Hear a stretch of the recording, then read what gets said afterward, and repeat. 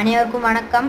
அம்மா சமையல் அருமையான சமையலில் பச்சைப்பயிறு தோசை செய்ய போகிறோம். வாங்க எப்படி செய்யறதுன்னு பார்க்கலாம். ஒரு காப்பிடி பச்சைப்பயிறு, ஒரு காப்பிடி கம்பு, அரை காப்பிடி உளுந்து, அதை வந்துட்டு நல்லா மிக்சி ஜாரில் போட்டு அரைச்சி இது மாதிரி நல்லா மாவு எடுத்துக்கலாம்.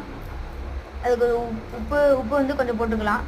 உப்பு வந்து கொஞ்சம் நிறையா கரையில முடியும், மாவு நல்லா கிண்டிக்கலாம்.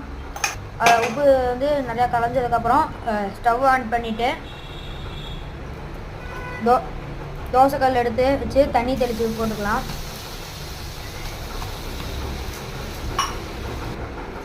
தண்ணி தெளித்து நல்லா சூடாக இருக்கான்னு பார்த்துட்டு அதுக்கப்புறம் நம்ம தோசை மாவு எடுத்து தோசை ஊற்றிக்கலாம்.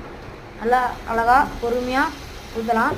இது மாதிரி தோசை எதுக்கு யூஸ் ஆகும்னா, காலையில் இப்போ ஆஃபீஸ் போகணும், இல்லை வேற எங்கேயா வேலைக்கு போகணும், சமைக்கிறதுக்கு ஒன்றும் இல்லைன்னா இது மாதிரி தோசையை எடுத்து சுட்டு தனியாக கூட தோசை சாப்பிட்டுக்கலாம்.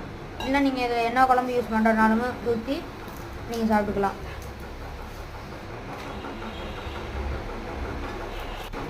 முருங்காய் குழம்பாக இருந்தாலும் பரவாயில்ல, சட்னியாக இருந்தாலும் பரவாயில்ல, வெறும் தோசையாக இருந்தாலும் பரவாயில்ல, நீங்கள் சாப்பிட்லாம். எந்த குழம்பாக இருந்தாலுமே இதுக்கு சூப்பராக பக்காவாக செட் ஆகும். இந்த வீடியோ நீங்கள் செஞ்சு பார்த்துட்டு இந்த வீடியோவுக்கு நீங்கள் ஒரு கமெண்ட் பண்ணுங்கள். யாருமே கமெண்ட் பண்ண மாட்டேங்கிறீங்க.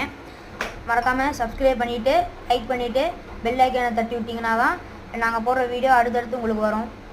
நன்றி, வணக்கம்.